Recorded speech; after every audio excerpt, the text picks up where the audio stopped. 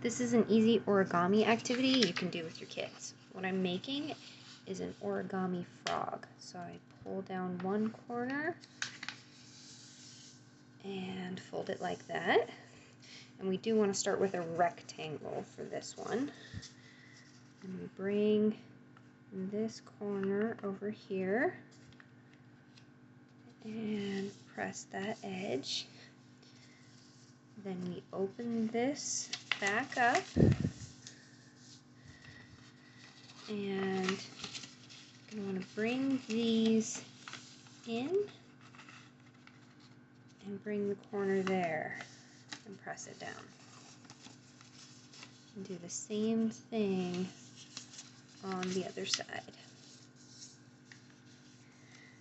Now, what you need to do here is make the froggy's little legs. Bring that up. This is froggy's front legs.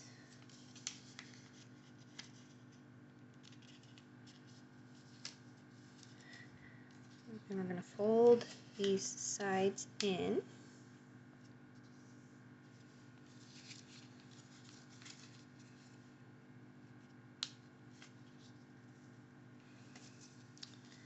We're going to fold this up and then back down.